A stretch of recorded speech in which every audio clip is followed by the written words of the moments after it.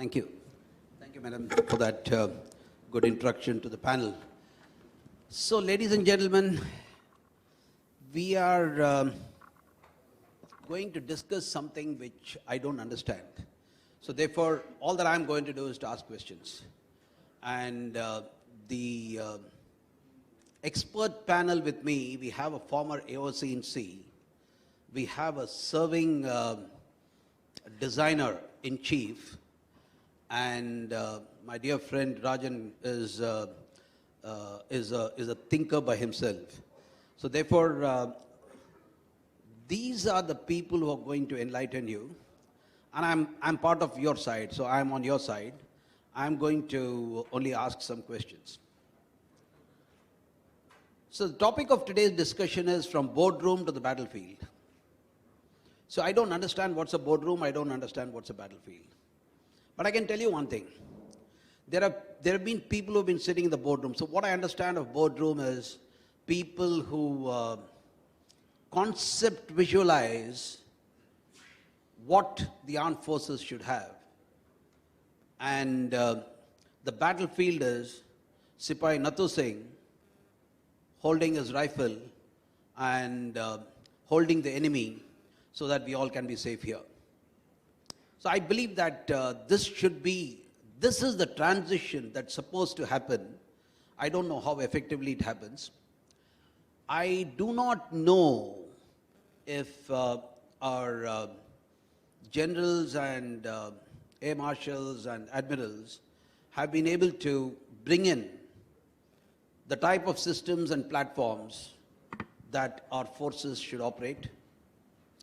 I'm not sure if our forces on the battlefield have the state-of-art weapon systems, and I'm really not aware if this whole concept of Atmanirbhar Bharat is relegating the quality of platforms and systems that are getting integrated and supplied to our armed forces. So the questions I have is, are we in the name of Atmanirbhar Bharat, which is very good for the industry, is it good for the armed forces? Is one question I'm going to ask. So I'm just warming you up for this. The second is, are we on the right lines when we have been thinking about what we should have, and have we been able to translate that into action and put it on the battlefield? So without wasting much time, all that I want to, as is my DNA, I want to quote what Lord Krishna said in the Bhagavad Gita. Two things he says. One is, entire Bhagavad Gita, there is only one message which comes. That is, karmanyeva adhikarascha mafalechu kadachana. So karmanya, only karma is your right, and don't worry about the results and all that. But that Sipai Nathu Singh was standing there, he says, yeah, for me, I don't know karma, but for me, result is more important than karma.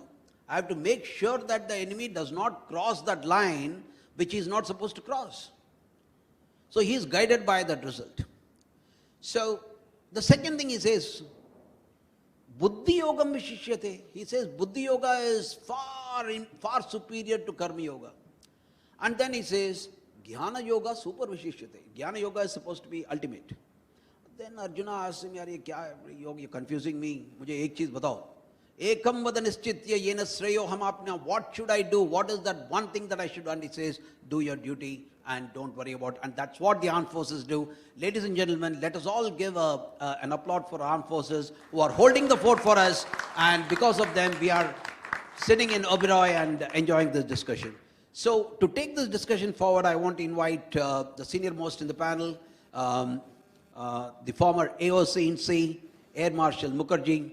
So would you give us an idea as to what happens in the boardroom, what happens at the highest levels of decision making, and what are the factors that you actually consider to make sure that your airmen get what they want?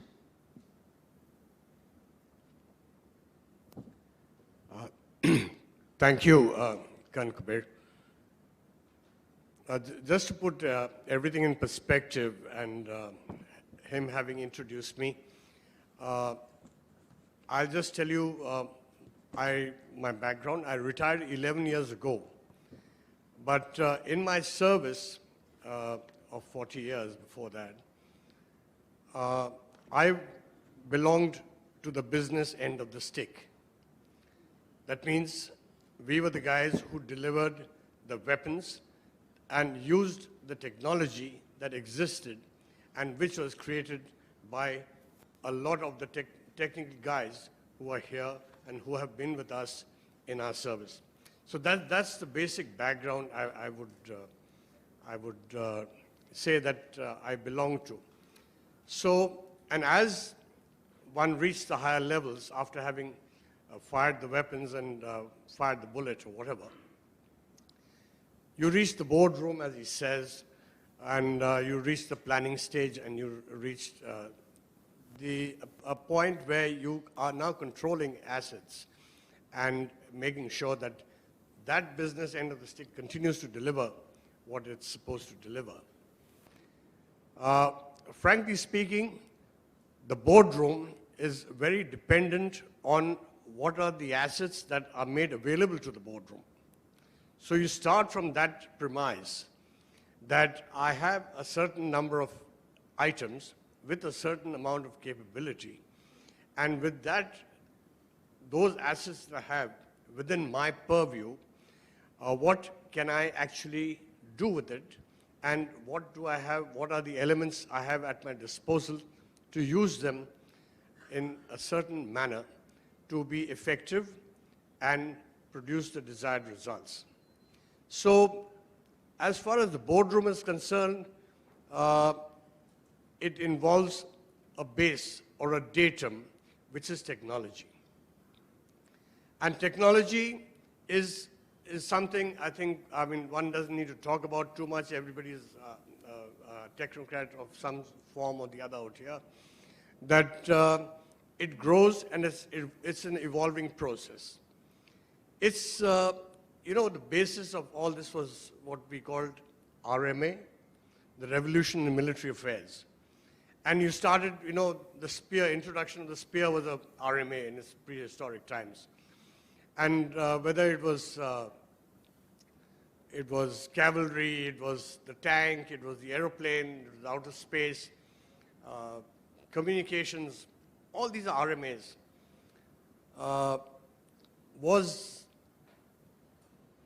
Is terrorism RMA? Well, I would give you some food for thought that the 9/11 attacks on the World Trade Towers in New York showed, or it proved, that the usage of the aeroplane as a missile or a projectile was a revolution of sorts. So what has happened over time is that the datum is changing all the time, and the boardroom has the datum available, or what is the assets, and from there you progress onto the further point, which is down the line to the battlefield for their execution. So, Marshal, you talked about technology, and I'm going to come to you, Air Commodore, for that. But before that, I want to make a comment and invite a reaction from my friend Rajan. Rajan, you've been at the levels, you've been a major general, and you're also a thinker of sorts that I see in all your writings. It is my belief, individual belief, it's my belief. I'm not attributing to anybody. It may be the belief of this entire audience too. I'm just presuming that the soldier on ground delivers what is expected of him. And it is the boardroom guys who do not deliver what is expected of them. What do you think are the problems that the boardroom guys face that they are actually not able to deliver what the soldier requires on ground? And what are these factors that are impinging national security and thereby sometimes, relegating us to a level where we have to go with a begging bowl? It happened a couple of times earlier. The Air Marshal talked about 9/11. I want to talk about 26/11. And I want to ask a question. What next? What is the next thing that this rogue nation is going to do? Are we going to strengthen our Coast Guard security after 26/11? Do we want to wait for a blow? Or are we going to do something about it? And is the boardroom delivering to the battlefield? Over to you, General. Thank you, Kuber. Very strong statements you have made. And I'm just contemplating that what kind of answer I should give you. So basically, I'll be truthful because I will not speak like a diplomat because I am a soldier from heart. And I've been in the system for 37 years. And what ails the system, I think most of us know it. But to summarize my thoughts about the system is, the first and the foremost, we talk about integration. We have integrated headquarter of defense, a so-called integrated headquarter of defense. Are we really integrated? That is the question I want to ask everybody here. Because unless we are integrated, what Colonel Kuber is saying will manifest in our operational readiness, our operational capability, and our operational strength. Were we happy to give our fighting soldiers an INSAS rifle, knowing fully well this rifle is below par? It is no match to the adversary or to the terrorist who has an AK-47 series of rifle with him. The rate of fire, the reliability. I was talking to a special forces officer. I want to narrate this incident to you because it is straight from the operations of the special forces. He told me, sir, I asked him that, why is special forces so special? Because surgical strikes, all this, we are aware. They went into Pakistan, came back. So has the boardroom delivered? Okay, now I'll come. No, I just want to narrate this example and then I'll come to that. We're running out of time. I have to ask more questions. The boardroom has delivered to a certain extent. I would not say the boardroom has not delivered under the constraints of budget because we are governed by what we have. May I tell you, General, always the finance minister has been telling the nation all the time, there is no constraint in budget. All yours. No, I don't tend to agree with that statement. With the finance minister? Yes, statement? I don't tend to agree because our perspective planning, we are making our roll-on plans, we are making a 5-year, 10-year and a 15-year old plan. Have we been able to accomplish any of these plans in the time frame we want them to be accomplished? The way the technology is changing, have been able to make up the shortfall of deficiency in the Air Force quadrants? So I want to interrupt you here. I believe what the finance minister says. I believe what the prime minister says, that there is no constraint in budget. You know what happens? The boardroom has not been able to deliver. Your programs are not sticking to timelines. Your programs are not following the procedures that the way they should follow. Your programs are always stalled at some level, and that is why budget doesn't get released. You know why they are stalled? Because we come up with a defense procurement procedure which is running into 400 pages. Nobody has the time to even read that procedure. It is so voluminous and it has a bottleneck at every step. We have a defense acquisition procedure 2020, which has recently been revised. Please, I would like someone in the audience to tell me that after the revision of the procedure, have we been able to achieve much? You see, what happens is that trust is an important factor. when you don't trust your own people in carrying out acquisitions, then you come up with a fast track procedure, because that is your immediate requirement. What happened in China? We went with a begging bowl to the United States, to Israel, to actually get all these technical weapon systems, which we were not having. We have already thought about having these weapon systems in the army, but then according to these constraints, we were not able to buy them. And now, when the adversary is at our doorstep, you knocking at the LAC, we are running to buy this weapon system at 10 times the cost. So, General, I think you made a very important statement, and that is the boardroom has been able to deliver to a certain extent. So, I want to take it from there. And one of the things the Air Marshal mentioned is about technology.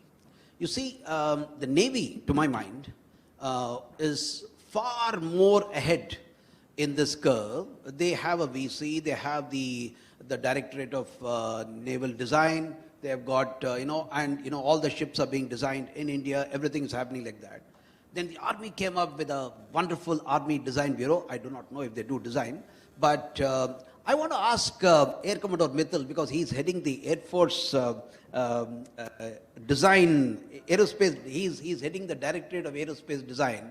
And let me tell you, this is one of the necessities or need of the hour. While we are talking about some 2,000 aircrafts that are flying, we are talking about so many rotary wings that are there. We are going to be seeing an influx in the civil helicopter market. We are going to see the UDAN scheme coming up. Sir, would you like to tell us what exactly is this aerospace design and how it will contribute towards enhancing the soldiers' capability on the battlefield? Fine. 15 seconds to thank God for putting me in, along with such luminaries, Colonel Kuber, Marshal Mukerji, General Kochhar. I have been looking for the advice to thank them, and also to thank Colonel Kuber to not put a difficult question as he put for the General Kochhar. My thing is very easy, and it has been made easier by the earlier presentation by Varun Gupta, by General Kapoor. We in Air Force are looking for niche technologies. What are these? Always very simple. Artificial intelligence, or robotics, or blockchain. But for what? For making future air dominance through autonomous systems. Whether we all used to talk about C4I2SR. Today we have been introduced with the term of C7I2SR. Cybersecurity. How an Air Force can be self-reliant on Atmanirbhar if their communication system, and that's too with the cryptic or secured communication system, is not really fully secured and it's not really fully indigenous. So we are looking things for that. For that, we have to come to the quantum communication. The complete, like Mr. Varun Gupta talked, we have got so many systems, whether it is called EMMS or EMOLS or ERP for the ADAM or for the accounting, but humongous amount of data is there. Now, data is one thing, deriving from these data intelligence, and deriving from that intelligence a decision support systems to make the boardroom capable to see that in future no Colonel Kuber sitting in Hotel Oberoi says that you have failed the person on the battle lines. That is the requirement what Air Force is looking for. Excellent, sir. So that's so nice of you that you mentioned that, because I in no means said whatever I said, but I said. So what I want to tell you now is, can I ask you a specific question if you don't mind? So very recently Air Force has moved a proposal worth over 1,400 crores for acquiring Rudram next generation anti-radiation missile to search and destroy enemy radar locations. So I see this as a concept evolving at the boardroom. Obviously this requirement has not come from the battlefield. This has evolved from the boardroom. And would you like to tell about such initiatives that the Air Force is looking at, or? Yeah. So I will not talk about the specific project, and that too, for which information should not clearly come in the public domain here. But certainly, as I'll take it further from what I was speaking, we are looking for the many things which can support and firstly reduce the decision time, which can reduce the cost, because in the field of aeronautics, which is one of the most critical field, where a wrong decision can not only cost money, it can cost many of the lives. So we are looking for, let's take the example of simulators, or let's take the example for the large force employment, LFEs, or let's take the example from we are doing the exercise in the ITA, where the red forces are there, blue forces are there, and we are spending again huge amount of money, resource and time. How all these things, or at least 80 to 90% of that, can be done in a simulated environment, giving similar results, but much better learnings. I have 3 more questions to ask the panel, and I want to encourage the audience to have at least 4 or 5 questions by the time we do this. But I want to move from here to our former AOC, because he is one of the respected persons whom which I have the privilege of working together with, hand in hand, glove in glove. And therefore, you see, so one of the boardroom decisions of the Indian Air Force, which I say with pride, is this entire concept of C295. For the audience, for those people who are not aware of this program, this was way back in 2004, 2005, when the Air Force conceived that we need the replacement of the existing aircrafts, which was the British origin, and they said no HAL. And you see, there was protest from HAL. DDP was saying, no, we should, because after all, DDP. So, HAL, my DPSU and all that. The Raksha Mantri said, Mr. Antony, I remember, he said, no, HAL. And HAL also said HAL. Air Force said no HAL. And it went on. And therefore, the program got a little delayed. And today we have the C295 being done by the Tatas. And we are also going to have a Boeing and a Lockheed in India. So, Marshal, what do you think this type of a revolution and getting a private aerospace player onto the field to compete with the DPSU, how well is it going to do for the country? 2 things, I would say. One is, the first factor is the need for indigenization and Atmanirbharta. We have faced this problem in our service careers, where we've been so dependent on a foreign country for what we needed from them, and the chain has either got delayed or been cut off. I used to fly the MiG-25, strategic reconnaissance aeroplane, and we were the initial lot of people where our fuel and our tires and all that stuff came from Russia, and the Iraq-Iran war had started and the Suez Canal was closed. So now the ships had to route around the Cape of Good Hope, and we in the squadron, the whole squadron used to be grounded because we had a special type of fuel because of, we used to fly in the stratosphere and not in the regular troposphere.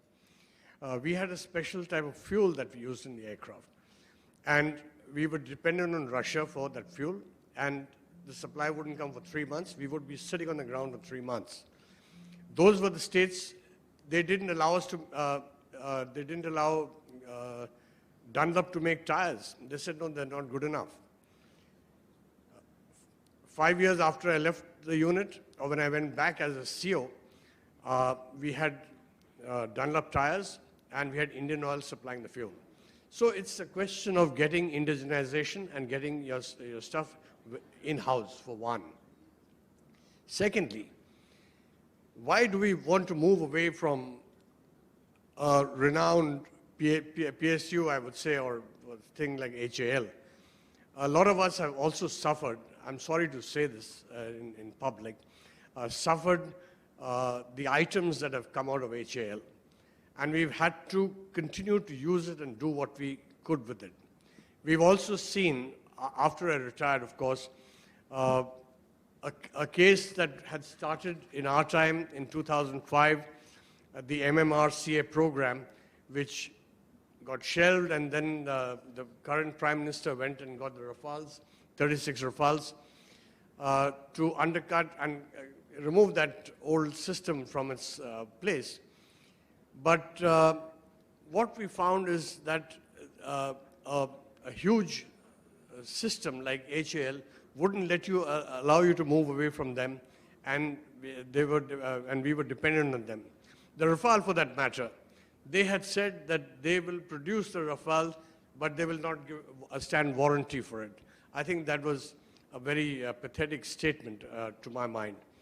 Notwithstanding, I think moving away from an established PSU to work on your own, we expect to get a better item on the table, for one, and better quality, and at a faster response. And so this program of C295 is a program that I expect to see fructify extremely well and replace the HS748 as early as possible.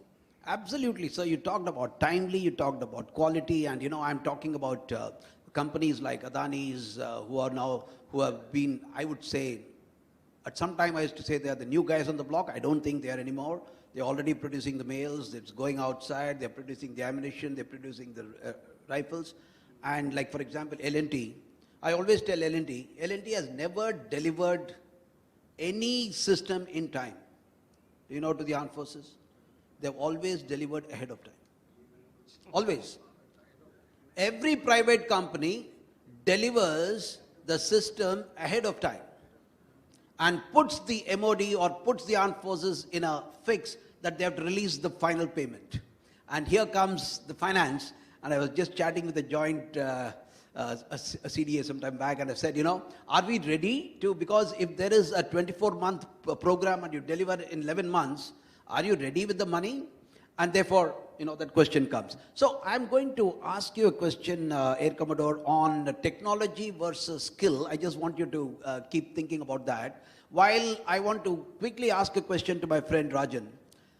You see this Ukraine war, or conflict, if I were to call it. I don't know whether to call it a war or a conflict. I don't think Russians are sitting here. But anyway, even if they're sitting, it's a conflict or a war. One thing, one major lesson that comes out of this conflict is this.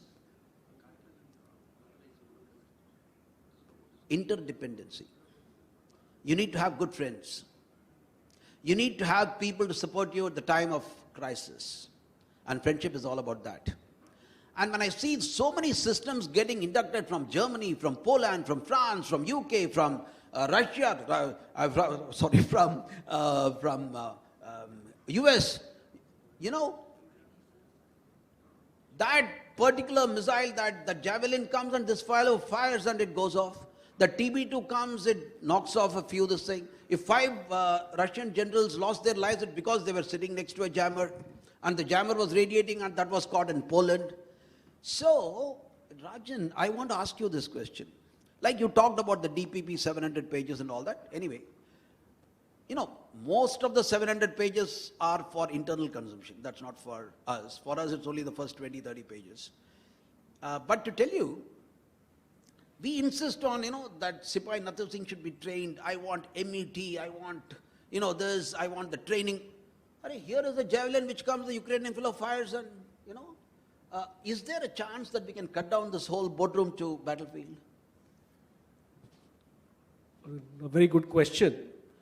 I will answer this question in 2 perspectives. One is the training of a soldier and training on equipment. Training on a soldier cannot be compromised the way Indian Army is doing its training. And the time frame we take to train our soldiers over a period of time is warranted. We have seen it in Ukraine war that the Agniveers there were found lacking in their capability to fight and be mentally strong. And that is why we are seeing so many casualties taking place among the Russians also. So this aspect of training of a soldier, I would subscribe to actually what is happening. The way the Indian Army trains the soldiers, it's a time-tested training, and it has also seen results. Take it, Kargil, when you had to launch an attack on a hill feature which was 80 degrees incline, you were able to do it because of the mental and the physical toughness of the Indian soldier. Now, coming to the question on technology, and a very, very pertinent aspect has actually come about, that when these missile systems are getting inducted overnight, and they are being used by the armies now, be it the Ukrainian army or the German army, like he's mentioned, the Polish, etc. How much time has been given for a soldier to train on that equipment? That time is the way we take our timing and the way we do the trial and testing and our procedures and self-certification is also coming in, all these things. We take years. I was looking after the procurement in the Indian Army. To induct a new equipment in the Indian Army, it used to take, or it still takes, almost 5 years. Is this the period we are looking for when a Ukraine example is in front of us? And it is extremely important to understand this, that today with the technology coming in, the type of weapon system which are coming in, there is no a question of repairing a system any longer. You use a system, function it, and you discard it. That is the type of systems which are actually coming in the Millar's, which has rained actually havoc on the Russian tanks. The US system is a fire and forget system. And that is what the technology is all about today. So we have to adapt. The second aspect is we are getting into autonomous systems now, semi-autonomous systems now. We are talking of tanks today working on a semi-autonomous system. It actually means that everything is done by technology except for pushing the button or pulling the trigger. Each and every aspect of acquiring the target, detecting the target, engaging the target, and destroying the target is done by technology. So we have to we are talking about underwater systems today, as Dr. Ajay Singh also mentioned, Ajay Kumar also mentioned. There is a need because the new realm of warfare is going to be underwater systems now because they are difficult to detect. So therefore you are feeling that this 5 years induction is too long and therefore we need to cut it short. Absolutely. So, yeah. So therefore you see, the point is there is a boardroom in the White House. They just decide pump $46 billion into Ukraine, and here is the Raytheon which puts in some missiles, and here is the Ukrainian soldier who fires, and here is the Russian tank which gets a casualty. I think that was too fast. But once, Air Marshal talked about technology. You also talked about AI, VR, AR. I don't understand any of them, but I believe in most systems, AI integrated and all that. But tell me, is that all, or is there something to do with skilling our people? Is there anything about that? Can you? No, both the things, technology and skill, both the things are equally important and equally required. As the technology goes and becomes niche, it should ensure that it should become simple also.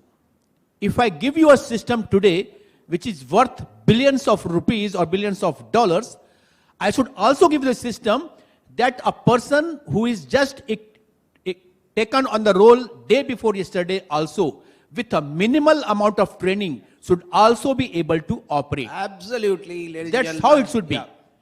Because time has gone, and here I will like to differ with General Kochhar that we can train the soldier for years and years.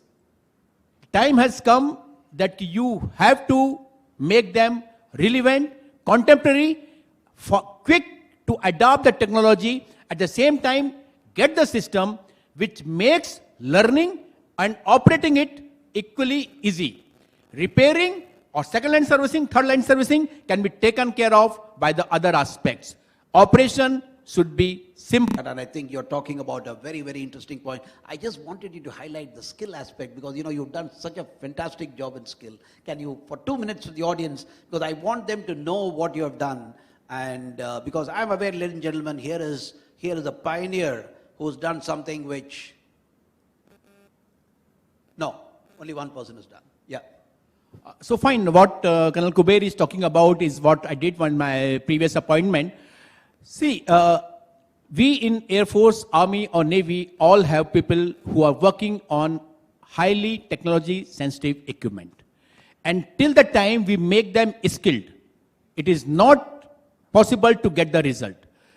Fine, you can make them qualified to work on the system, but if you don't test them, then there is no use of that thing, because Takasir Bhaji and Takasir Khaja, it can't be there. Everyone has to be mapped for his skill and he has to be given that grade.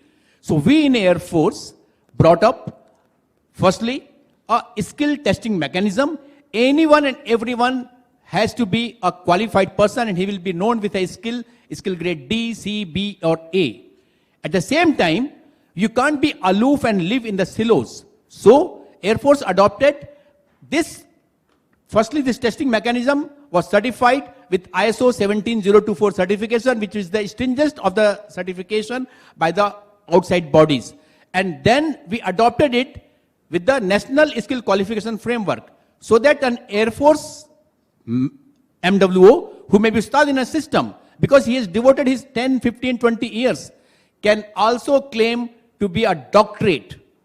That much of the qualification, because National Skill Qualification allows you that your education, otherwise informal education, can also be given respect and recognition. So we worked on that in National Skill Qualification Framework, so that firstly, my person gets a pride, and secondly, what a person gets duly recognized by the government. And that's how the advanced countries, if you see Australia, New Zealand or Germany, are giving that skill gets as much importance as education or the degree. Air Commodore Rajiv Mittal, worthy of emulation. That was excellent. I think the other two services should also follow lead. Rajan, you wanted to say something on skill because you also worked on that. Yeah, you see, I just want to comment on what your Air Commodore has said about skill. Air Force has gone ahead with it and carrying out some kind of a certification in the skill development.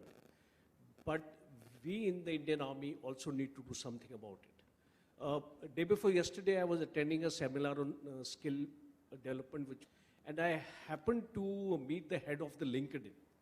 And LinkedIn is an organization which is running almost 16,000 courses on skill development, and Indian Air Force is becoming a client there. And here is an opportunity, I feel, that once we enroll our men into service, we need to skill them. He can be a technician, he can be aviator, he can be a carpenter, he can be a vehicle mechanic, or he can be anything who is actually working in our organization. But we don't have a method of classification of their skills. It is extremely important to have a collaboration with professional organizations, and it need not be LinkedIn, it could be any other organization, it could be any other organization which has the skill set to impart to the Indian Army. So I just wanted to add on to that. Thank you, Rajan. I've got 24 more questions, but I want to pass it for the next time. And may I request Dr. Jairaj? Yeah, so while Dr. Jairaj comes up with a mic, there, udhar, samne de dijiye. While he comes up with a mic to ask a question to the panel, and I want the others also to be ready so that I can shoot to either sides as well. I want to say one thing about the whole thing from boardroom to battlefield. In the entire acquisition process, there are stakeholders and there are non-stakeholders. Stakeholders are the guys who want the weapons. Stakeholders are the guys who manufacture the weapons. Stakeholders are the guys who provide the technology to the weapons. The rest of the system is working backwards to make sure that the acquisition doesn't take place. Ladies and gentlemen, Dr. Jairaj, sir, your question.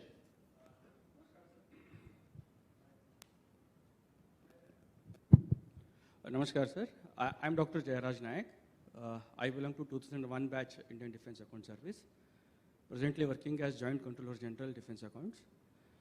My question is it was very good talk that first of all, thank you so much for the entire panel for giving a deep insight into the subject and the deliberations that took place and educating entire forum. My basic question is now to all the panel, anybody can this thing. What we are talking is the difference between the boardroom and the actual soldier. But one missing link is whenever we see boardroom interactions that we come across, whether my close interaction, I was part of Sikh regiment and I was there for 1.5 years in uniform and then subsequently in NDC and various places. So having been seen the things closely, wherein what happens is the three services and within the intra-service, also there is some amount of lack of coordination among the services. So is it not the time to think and debate over and come out with a strategy inside the organization as to have a synergism among three services? Or within the organization with different this thing, like EME, signals, infantry, artillery, they are working in silos. And would it not make a better decision maker if there is a proper coordination among these things? In this regard, the theater command concept which has come up, and it's going up, but what is your view on this thing? So just to cut the time short, what I'll say is, the question is so pertinent. When you have 1.2 million armed forces, I think together we may be about 3 million, according to everybody. There will be differences. And I think differences are good many times. And in spite of, many times all the three chiefs being from the same NDA course and, you do so many courses together. And, there is an NDC, which you have done. There is with other services as well. And so this is, but then there is an headquarter ideas, though Rajan called it so-called, but I think it is there. And today they are pretty effective. And I see a lot of tenders, opportunities, think tank, and a lot of thought process coming out of headquarter ideas.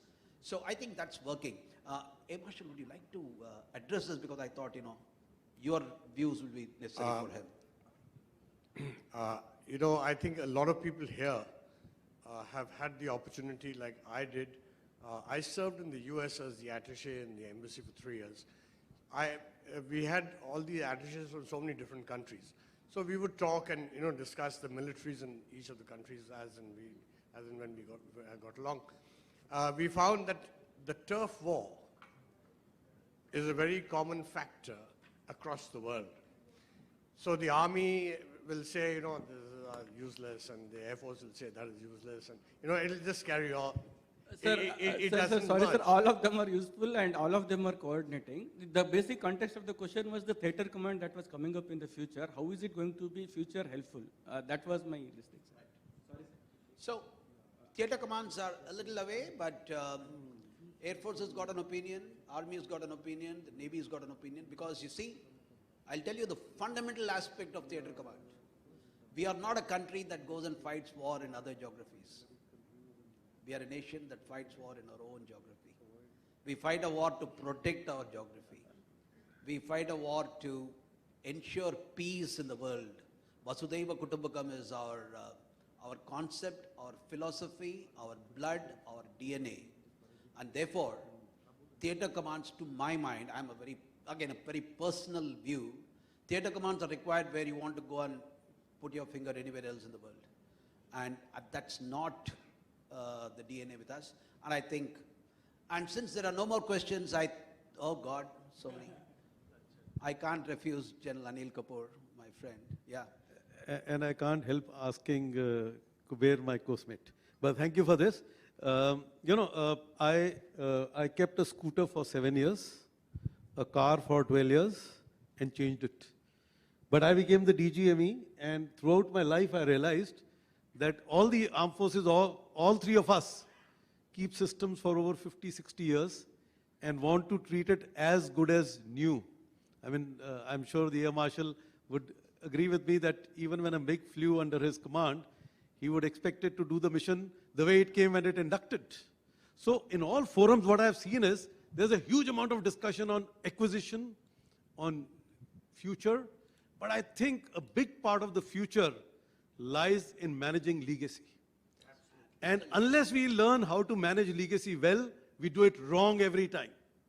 And therefore, to my mind, it's a comment, but if anybody's got some views on this, I would love to hear that. I feel that in every forum, we should see how do we integrate the Gen X, the Gen Y, the Gen Z, which is yesterday, to Gen Alpha, which is the next gen.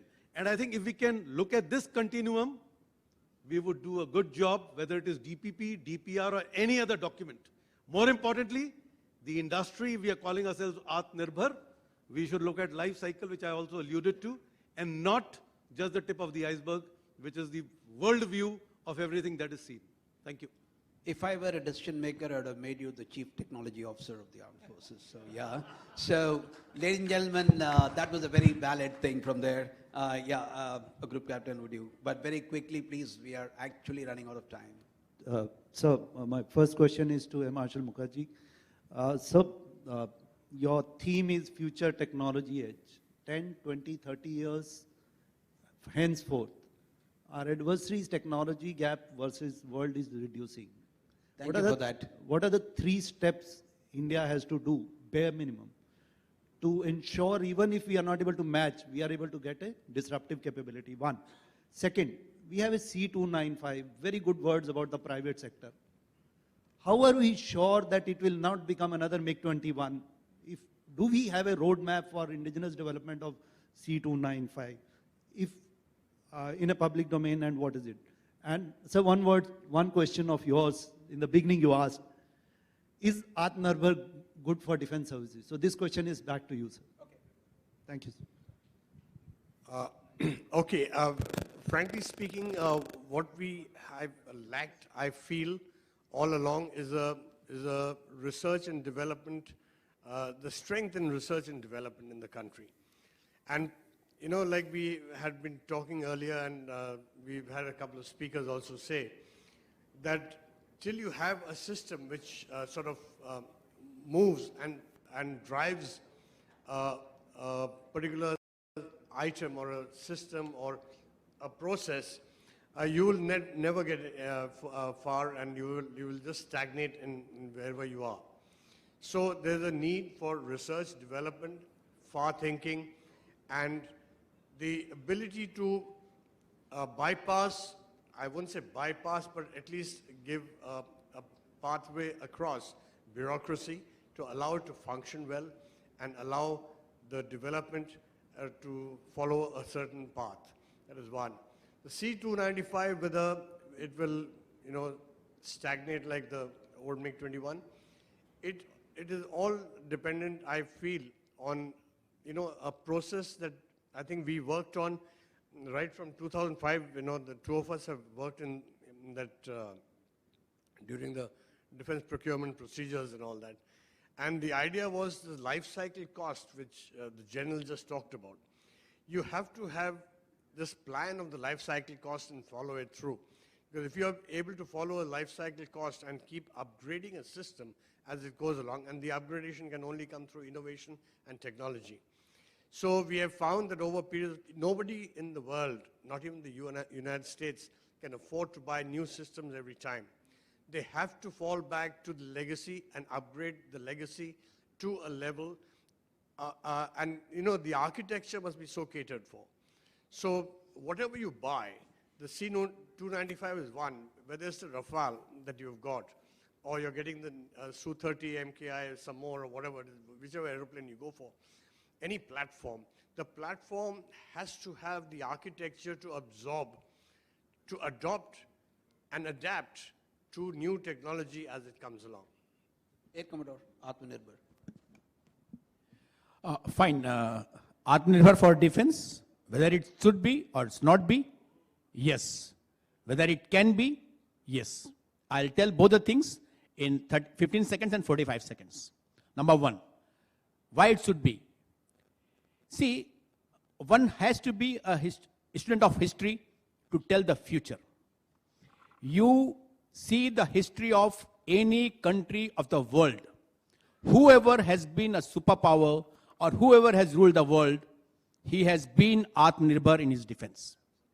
If you are not Atmanirbhar in your own Raksha, you cannot be a superpower, you cannot be Atmanirbhar. Take it for granted. So it should be. Can it be? Yes. Why? Because in my present engagement, when I have seen and I have gone to the young entrepreneurs, startups, individual innovators with the very complex problem definition statement, with my service of 36 years, I thought it will be very, very difficult and it may cost crores and crores, which is beyond the budget of 1.5 CR or 10 CR of the DIO. And when I give it to the young students of IITs or even individual innovators, never I have got an answer of no. Every time they have come out with a solution and they are delivering the product much ahead of time. So, has India got it? Yes, we have it. And if we have it, and we should have it, we should certainly go for it. Thank you, Air Commodore. That was the last word. What you guys cannot see is this lady is having a hammer in her left hand, and she says, if you do not conclude the next 10 seconds, I'm going to put it on your head. So, ladies and gentlemen, with that, I just want to say, I was in a small conference some time ago, in which there were a number of foreign OEMs, and they said, are you guys in India even realistic, asking for 50% indigenous content?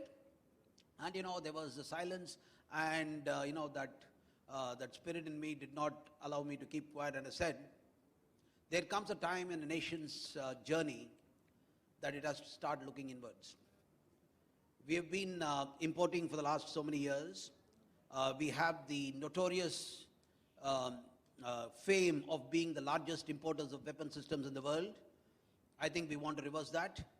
The Indian industry has come of age. It was not the industry of the 60s.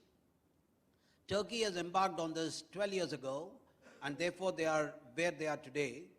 And India is definitely on a very wonderful path.